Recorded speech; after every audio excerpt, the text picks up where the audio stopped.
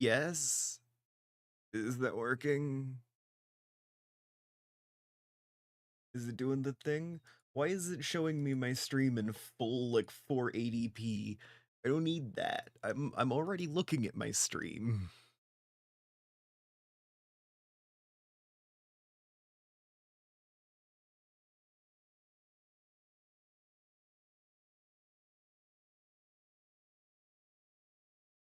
God damn it.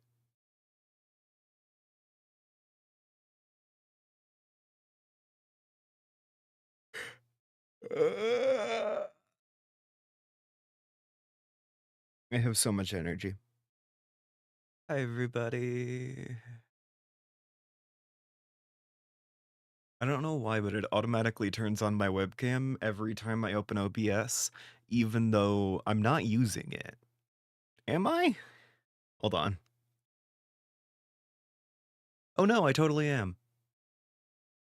Let me just deactivate that. I don't need that going in the background.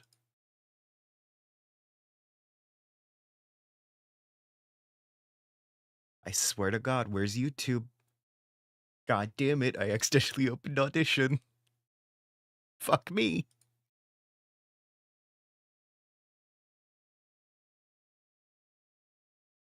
Ugh. Okay. It looks like it's working in my other, like, window. Should be fine. Welcome back for a second time to the Daily Peak. I am gonna go ahead and boot up the game. There it is.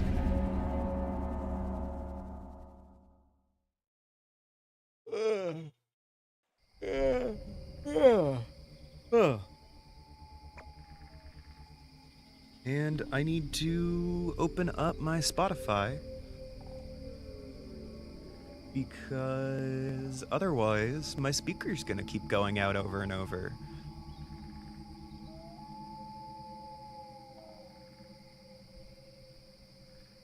Spoofy, why are you giving me an empty screen? Don't you know that I want to play the Transfem Furry Music playlist? It's the only thing I listen to. Okay, Botrix joined the channel.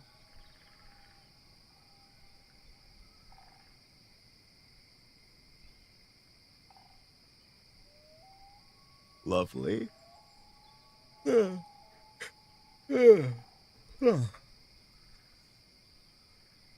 Okay. One more run, because technically speaking, when I last dropped off, I did not finish the peak or die. My computer went out. Like, technically speaking, you know, that satisfies all the conditions.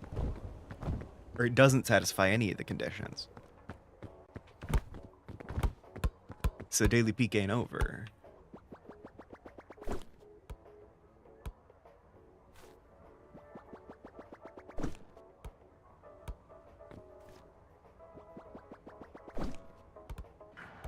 There we go. Okay. Bleh. Nothing like some technical difficulties to spice up your day. On the bright side, I went downstairs and got some, like, electrolyte water.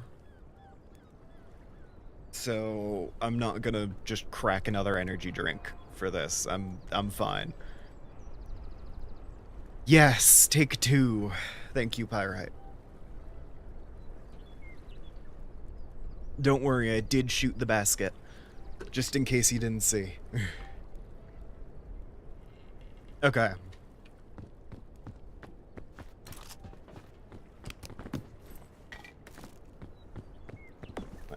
Let's see.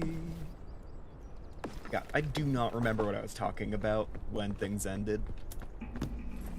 Were you guys able to hear me desperately trying to console my computer?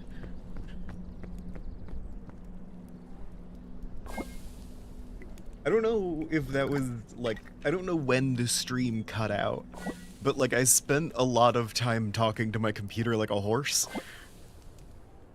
Oh my god, if I'm into anime-style visuals, I can connect on Discord to Christina Maxwell, a very real name? Well, sure. Let me just hop over on Twitch and make you a fucking VIP. Anyway.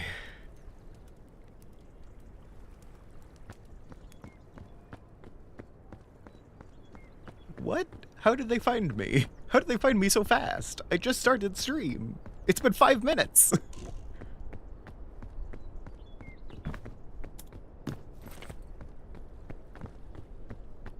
Don't really need a rope spool.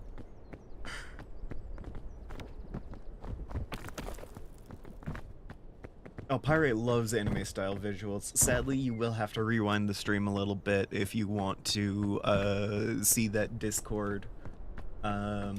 Because they have mysteriously, their messages have been erased. Even though I made them a VIP, they should be fine. They went on my very important list of people who shouldn't talk on my streams.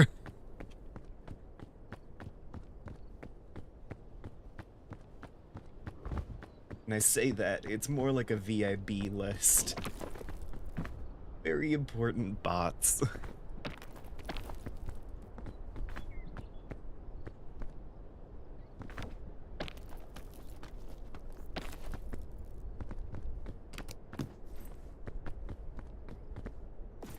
But abruptly while I was dying in game. Damn. It's probably for the better that no one heard me talking to my computer like a horse, but, you know. Could have been funny. Who knows?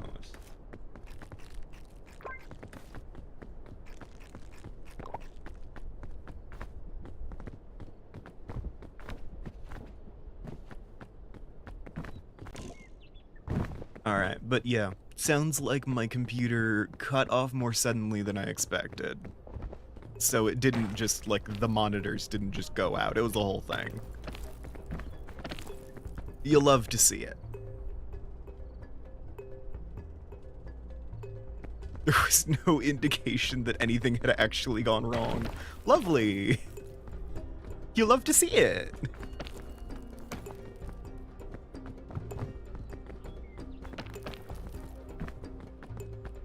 I mean, I would imagine a sudden cut would be an indication that something had gone wrong.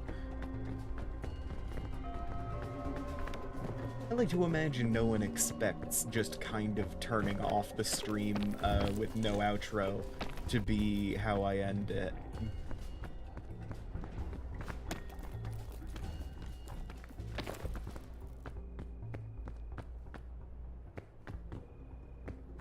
Granted, my monitor went out like, I wasn't dying when the monitor went out. I've no doubts that I was about to die, but hadn't started happening yet when the monitors went out. So there's a chance that both the monitors and also my audio went out, and you guys got a snapshot of me dying before everything went out.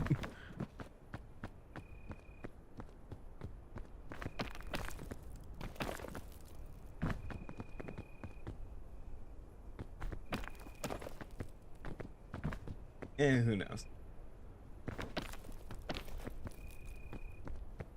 Yeah, I have no idea what I was talking about when we left off. But I'm vaguely thinking about the fucking rails. You know. Thinking about Dungeoneers of Kroya and immediately veering off the rails. I'm so worried as to what that uh-oh in chat is for. Is that because of the long delay, or did the audio go out and I didn't notice? Because I'm looking now and it should be fine. But... why am I getting a text message? Oh my fucking god. Okay. My pharmacy is texting me. Hold on.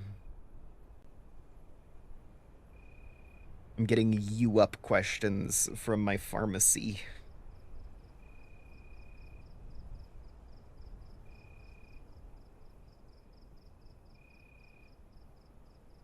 Please wait while we load your information. Enter date of birth. 12. 12. 12.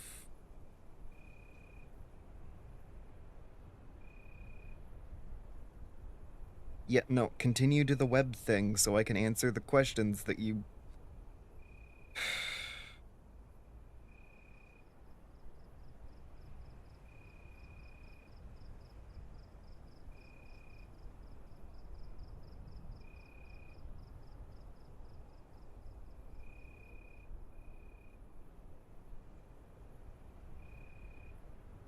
Okay. Your pharmacist will need to talk to you when you come to the pharmacy before I get my prescription.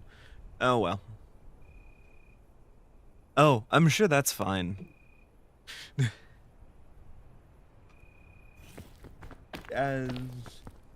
Buffering's just normal. That's fine. Happens every so often.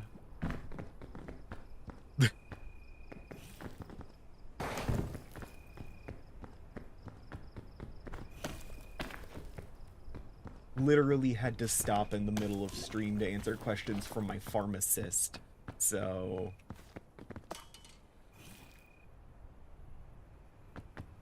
I have no idea what I said out loud when I was doing that. Did I say anything out loud?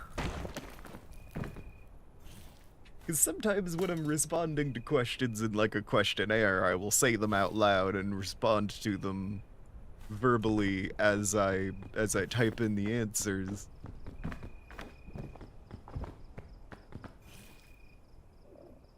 If any of you heard medical information, just forget it. Simply do not recall it.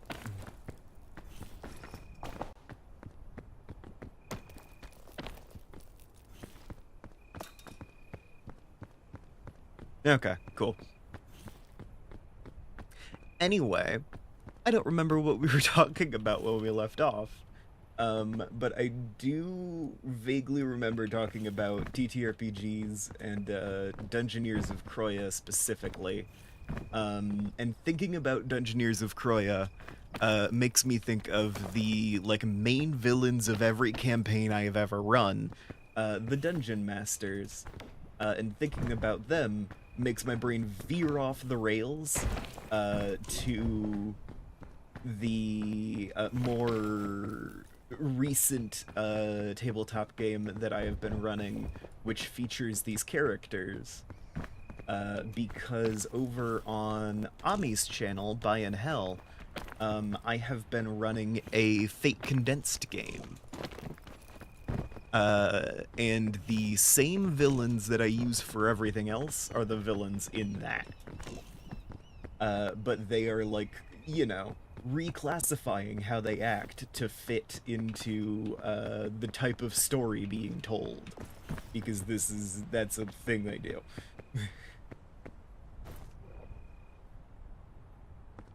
They are acting separately to accommodate their new situation. Yeah, no, I said 12, 12, 12 is a misdirect.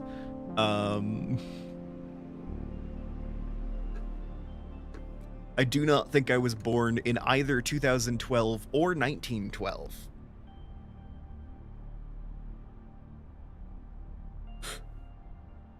Both are possible, neither are true.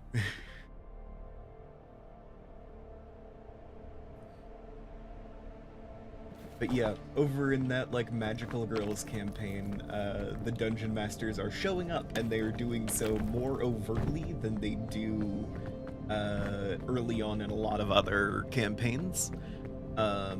Because that's kind of how Magical Girl shows work. They show you, like, the big bad types.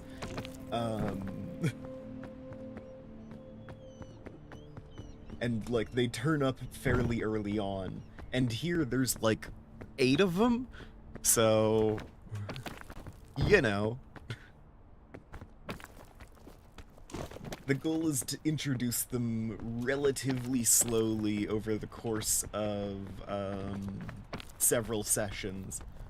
But like, since they're all color coded, there is the fun like thing of just they all like occasionally it will be like they're masters of disguise. They've hidden their spiritual auras, but you might be able to find them from like the absence in the web. And then you look around and there are people in monocolor outfits that are the weirdest thing you have ever seen. It's like, hey, I don't think I need the spirit powers for this. Hey, Digi.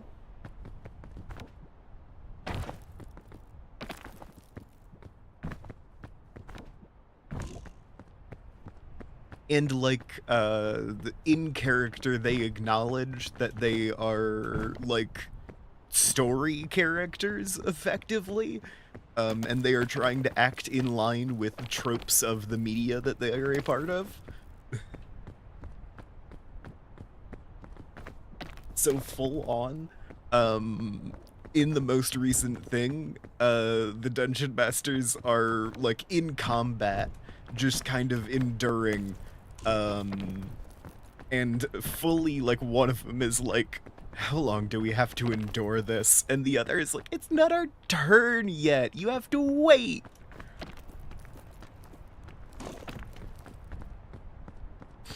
Exactly.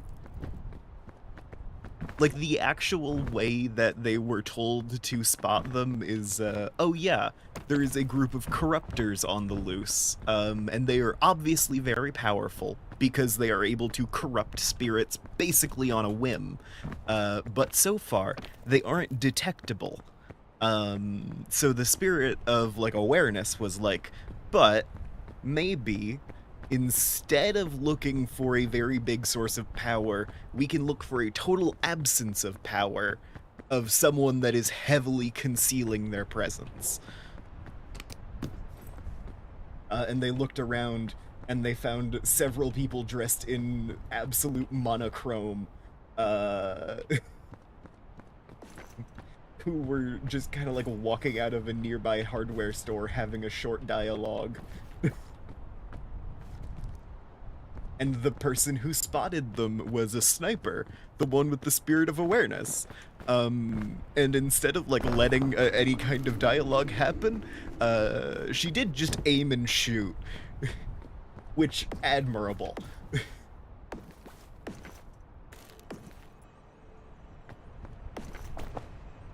I can appreciate it.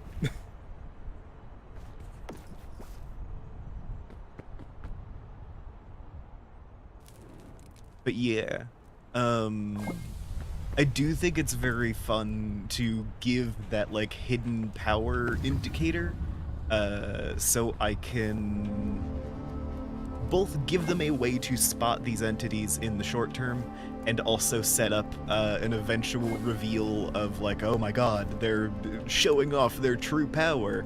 And it's like, oh, their aura floods the room. It's so big that everything just changes colors.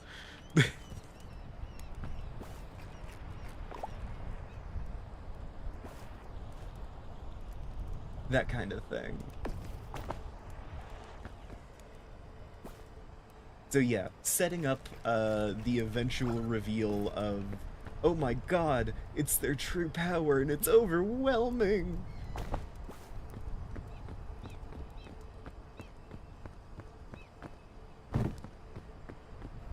But also giving the players a way to spot them in the short term, so I don't need to play my hand immediately. There needs to be some sense of escalation. But I also feel like I'm doing a very good job maintaining the characterization of the Dungeon Masters. Because just earlier, when I first introduced them, looking for an incredibly powerful person and hiding via the absence of power is very cool and sexy. Hell yeah. But yeah, it's one of those things of when I first introduced them, they had like just arrived at like an indie gaming convention or whatever, and it's implied that they basically just stepped out the portal into a new realm, effectively. Though their presence was noted when they first came through, and some spirits were sent out to deal with it, etc., etc. But you know. And those spirits of heroism are the same ones that have bound themselves to the heroes in order to yada yada yada. Anyway. But like the way they were introduced was as a bunch of people in totally monochrome outfits who are standing in rainbow order.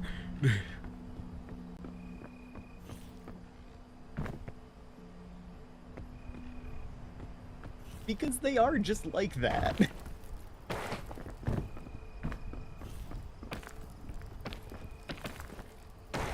And yeah, as I maintain the characterization of all of these characters, generally speaking, the woman in purple is the one heading up the charge, because she is the like spirit of stories, effectively.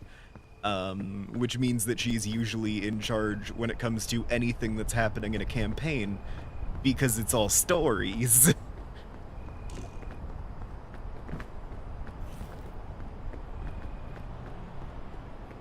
So you see her being the obvious leader figure, and it's like, ah, good to be back.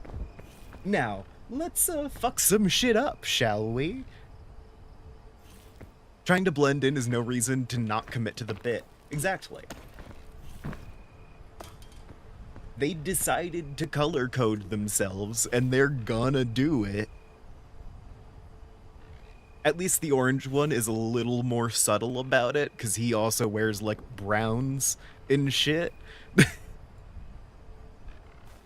So he comes out in, like, a mostly normal mechanic's uniform that's just like, oh, it's kind of weirdly orange, but it's not unusual.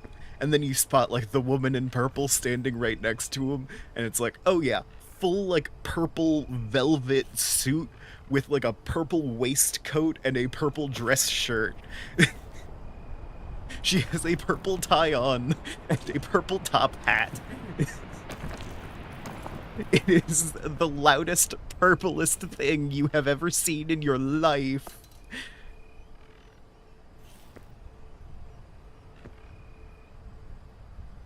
It's like, oh, okay. Like, by contrast. No, it's a great outfit. You've got to be a very specific kind of weirdo, but it is an amazing outfit. Solid purple all the way down.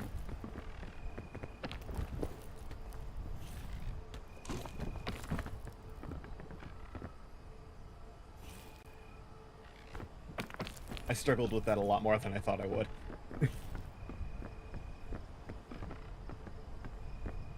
Yeah, no, that's the woman in purple, or the woman in the purple suit, or a variety of other titles. I think I've called her Chance Maker more than once, so that's probably on there.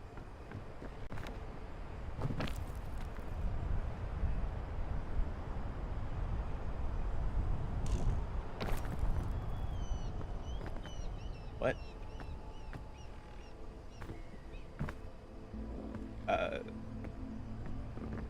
Okay, okay.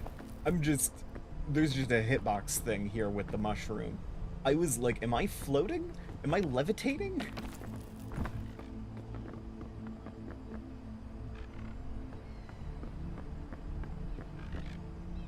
Do you think that when I say someone is a weirdo, that is a bad thing? Do you think I mean that in a bad way? Do you think I, Soul Song Plays, have negative connotations with the word weirdo?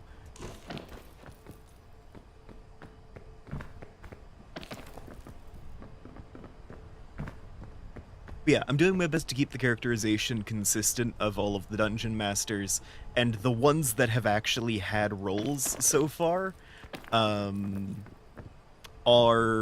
red, orange, and like purple. They're the only ones who have said lines. And that is because purple is the leader archetype of the group, and like does the monologuing for the whole group when you don't want to pay the other voice actors to say things before they've even like become characters in the show.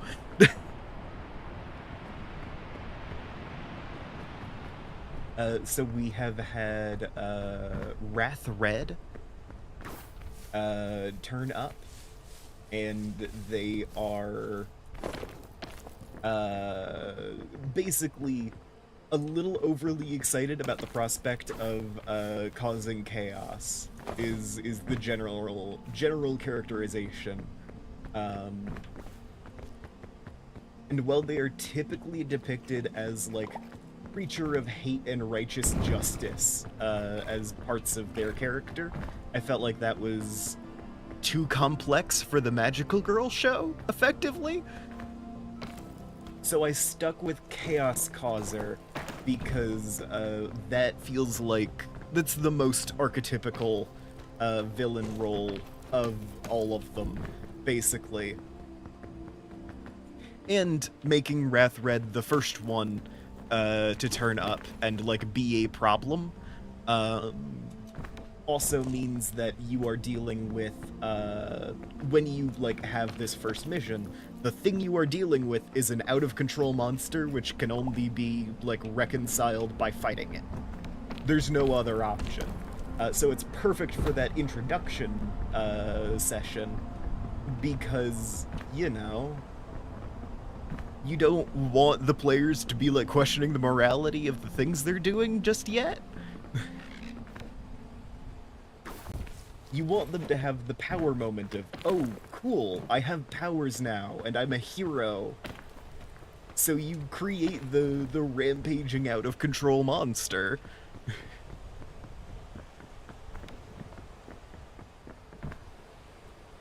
And the monster for that first session was the sore loser.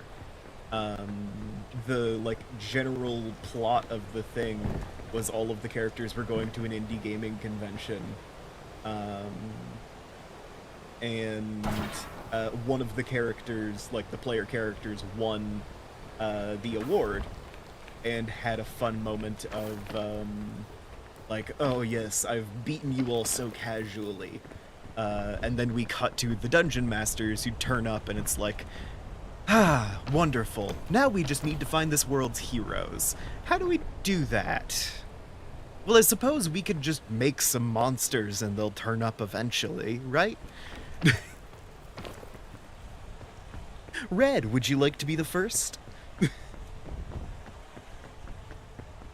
And Red grabbed the spirit of like sportsmanship that was like heading up the tournament. Not like heading up in an official sense, but like it was the spirit of the tournament that turned up to feed on the vibes. And thus became representative of the tournament in a sense. Corrupted that into the sore loser.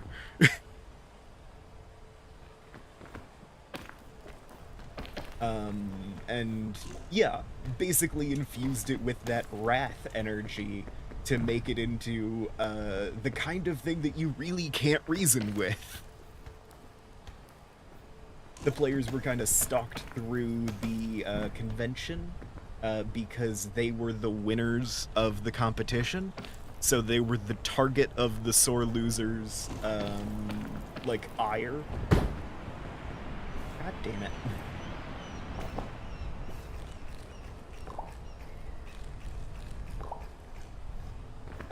And when the spirits of heroism, who had been deployed to find the corruptors, got to the location where that corruption happened, they spotted, oh hey, well, we don't quite know what we're doing, but those look like some people in need, and they look like capable enough people.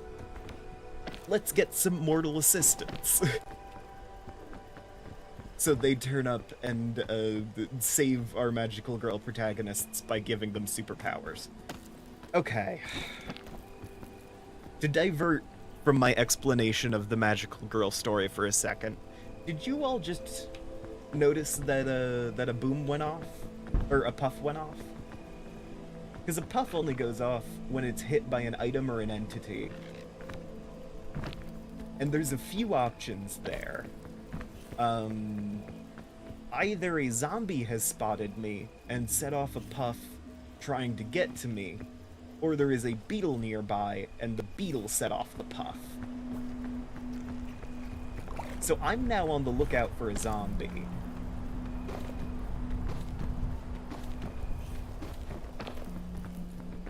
Because that feels like the safest thing to be in this scenario. Is on the lookout. Yeah. Anyway.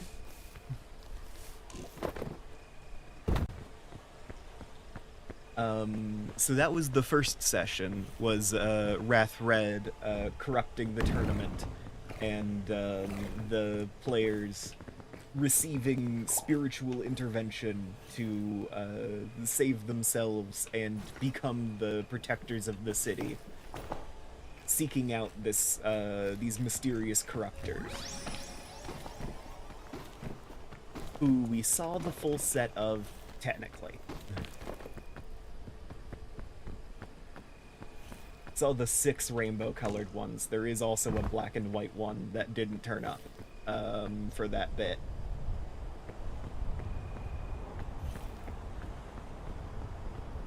Heart emoji.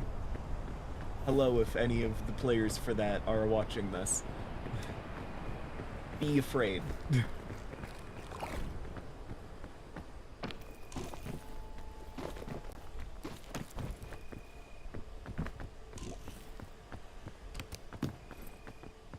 Fuck. None of those are healing items. Okay.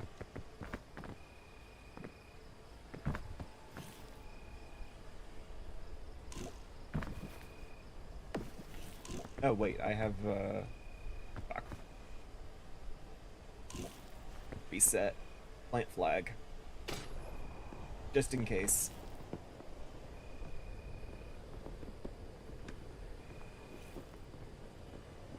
And then in the second session, it was just purple and orange.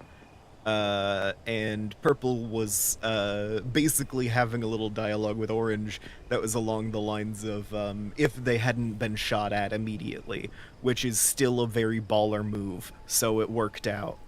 The conversation was along the lines of oh, come on, Orange, please. You are next in the color order. We have to stick to the rainbow.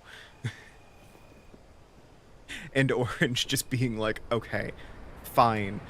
Your OCD whatever can pass here. I need like a week of silence from you if I'm going to do this, though.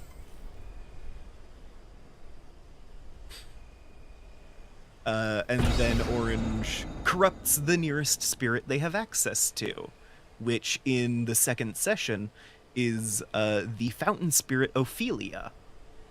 The fountain spirit Ophelia is the spirit of a local courtyard who is genuinely good-hearted and wants to serve the community and like protect people.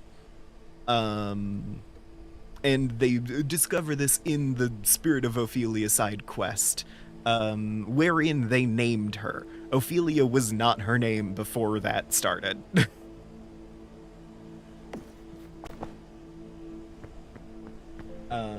So they went through, made friends with the spirit, named the spirit even, and that was all before they hit the event trigger for the DMs to turn up. So you can imagine how they reacted when the orange one turned up, just kind of psychically grabbed the spirit friend that they made and fully, like, boiled her. because she is the spirit of the fountain. She is a spirit of cool, of calm, and of protection. So the like fastest route to turn her into something chaotic was to turn her into a spirit of heat, of chaos, of all of that. And the most effective way to do that narratively is to boil the fountain. So they got to watch the surface of the spirit's skin start to bubble up.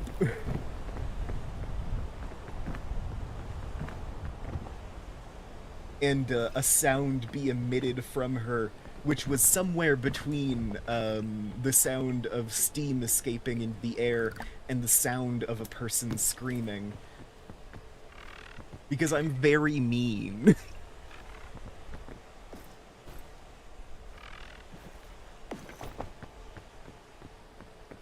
And of course, they went through and saved the spirit Ophelia, because, you know, this is based off kids' shows, so you do get to save people. I'm sure that's a thing that I allow to happen in all of my campaigns. Also, when I say it's based off of kids' shows, I am not implying that the magical girl genre is all kids' shows. I do want to make that clear. Because they're not. I've seen Madoka Magica. They have a wide variety of age groups, but the request that I got was laced with examples of the ones that are for kids, in like a nostalgic sense. So that's what I'm trying to evoke.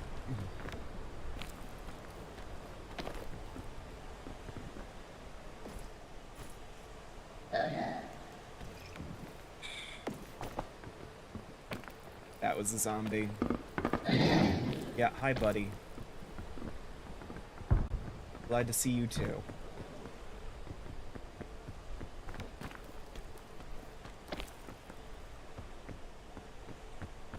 But yeah, the Dungeon Masters have adapted themselves for a kids show, wherein it's like, okay, we're not allowed to depict anyone dying.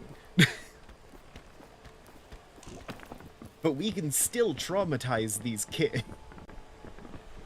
So they had the spirit gets boiled alive moment, but also the touching spell being enacted to restore the spirit. And now, Ophelia, Spirit of the Fountain, is going to be a recurring NPC.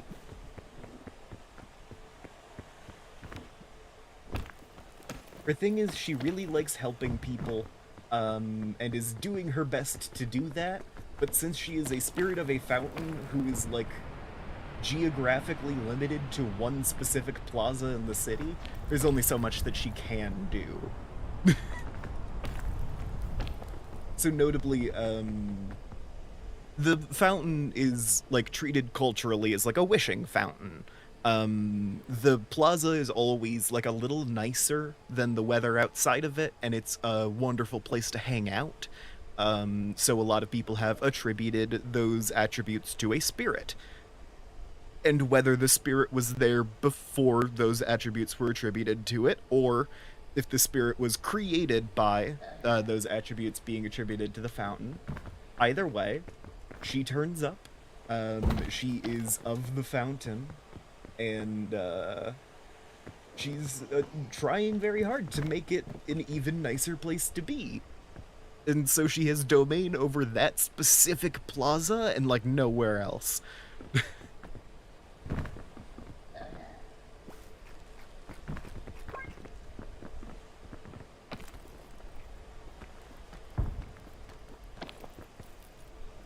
I just think it's a very touching prompt, but it's like people treat it like a wishing fountain, because it's like, oh yeah, there's, you know, rumors of a spirit here, and it's like, you know, spirits are a whole thing. I don't know how much I believe in them, but, like, you know, can't hurt to toss in a penny and make a wish.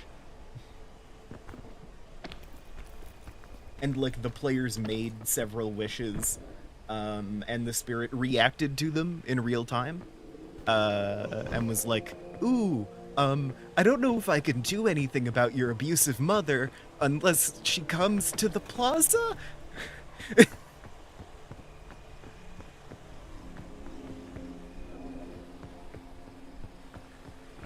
But someone else was like, okay, well, I'm looking for ideas to improve this piece of equipment I have. You can go check out Ami's stream to learn what specifically it is. I will just tell you that it's ridiculous. And the spirit was like, oh, okay, I can maybe do something about that.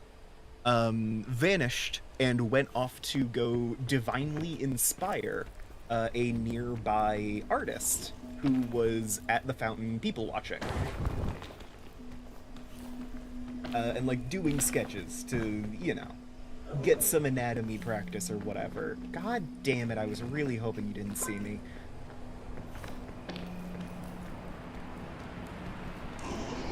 And so the spirit proceeded to go divinely inspire that artist who came up to the player who made that wish and was like, hey, can I sketch you? And when the player got that sketch back, it showed that bag modified in ways that only the artist could see. In like visions presented by the spirit. You know? Or rather, not even like visions presented by the spirit, because that implies that the spirit came up with the idea. She didn't. But from the power of this being an inspiring place to be, she inspired an artist to come up with something.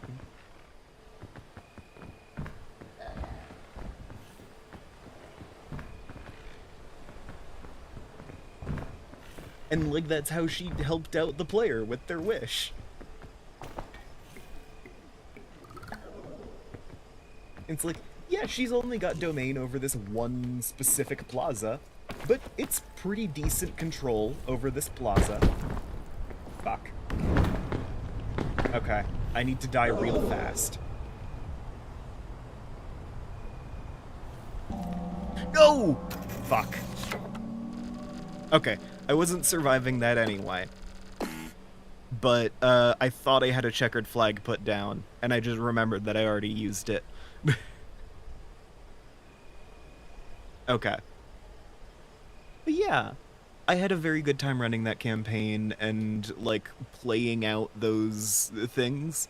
I love running all of the dungeon masters and being able to effectively do a little snapshot into all of their personalities in this game, as just like a series, is really cool, because I haven't been able to introduce all of them in a single campaign before, because they like to like choose one character as like, oh yes, I will be your patron, and that means that not all of them turn up at the same time. Because usually I don't have 8 players. Fucking sue me.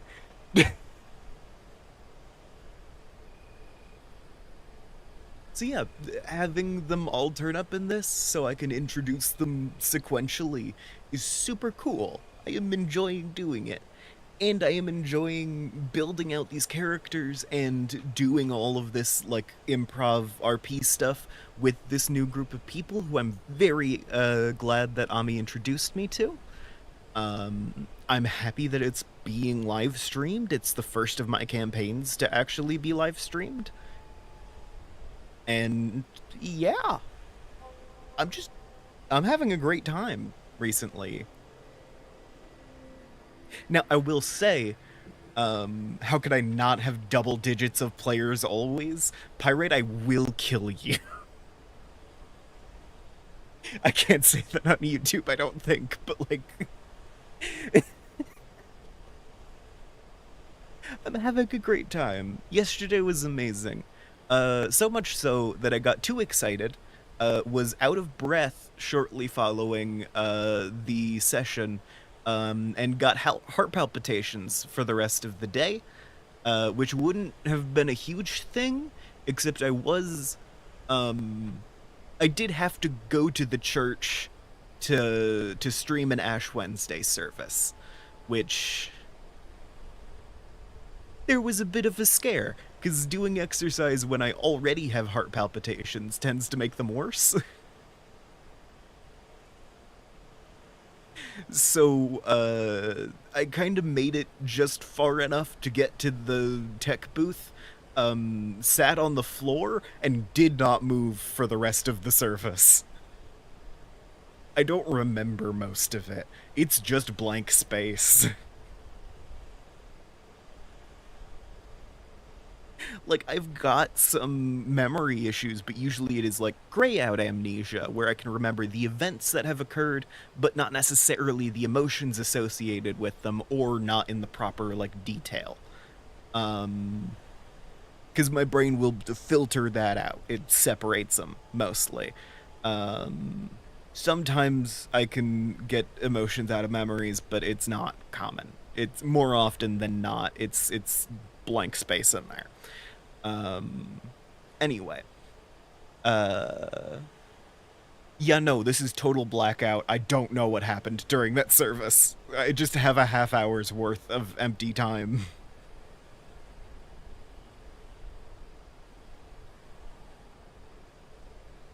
It's probably not normal that I got so excited that my heart started making, like, started beating hard enough that I could feel it in my throat, and I was like a little dizzy. But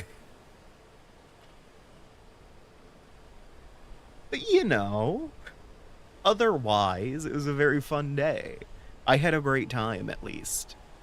I was showered with praise, so.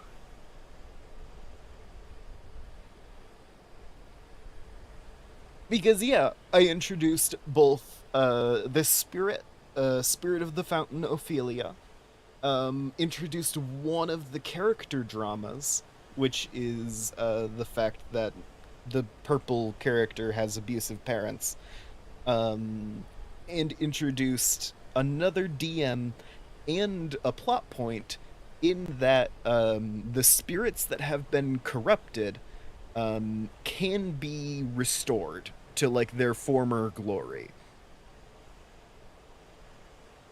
in the sense that they were able to save Ophelia.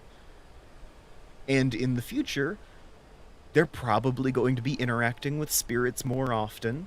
They're going to have a chance to learn things about them, and they're going to be able to use that in rituals to purify them after the fight is over.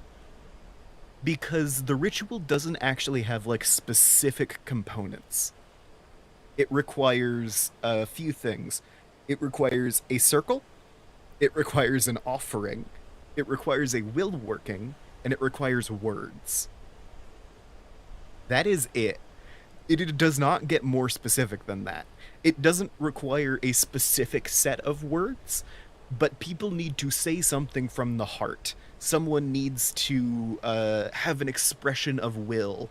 A circle needs to be formed, but it doesn't say out of what or anything like that. It's totally interchangeable. And those, like, heartfelt words are part of the ritual. You need to be able to, like, relate to the spirit you are trying to purify, which means that necessarily it's easier to do if you're friends. Because, like, behind baseball a little bit, you don't actually need to have all of those things. You need to hit a certain threshold. And so every player that offers words gives them, like, an additional success, in addition to forming a circle or declaring what their circle is, in addition to making offerings, in addition to a will working. And it just so happened that in this instance, they offered coins. The fountain itself was a circle. So they declared that to be their circle, and it counted. They offered coins. They had a circle. Everyone spoke, like, little words of, like, hey, remember your life Uh, you are Ophelia, you are the spirit of this place. Remember yourself and come back to us. Um, and then the like leader type character um evoked not just a like free evoke from the setting, but when they rolled for their will working, they rolled a +4, added 2 from the free invoke in the location, and invoked their trouble, loyal to a fault, in order to boost it an additional 2. So they did a +8 legendary tier will working. So cool. I loved that bit. They got like all of the components, so the resurrection was guaranteed, basically.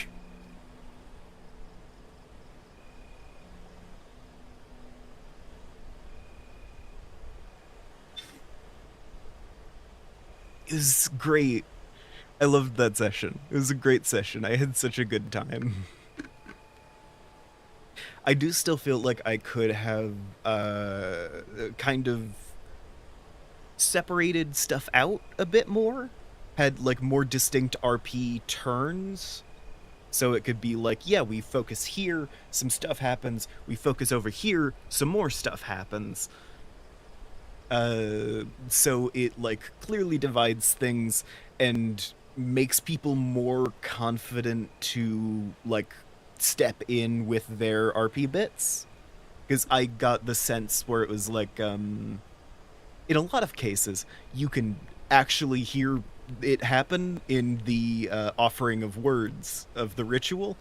There are people who are like waiting to do their thing until everyone else is gone, and they're waiting for everyone else to go, but also other people are also waiting for everyone else to go, and in that stalemate, there is just like a period of silence, and then someone who's already gone steps back up because it's like, okay, looks like no one's going. So ideally, I can divide it into more concrete turns, like RP turns, and that will like divide it up more so people feel like they have a space to do the RP stuff instead of just like having to butt in, because that's not easy for everyone. My like usual group of players is very good about filling up the space.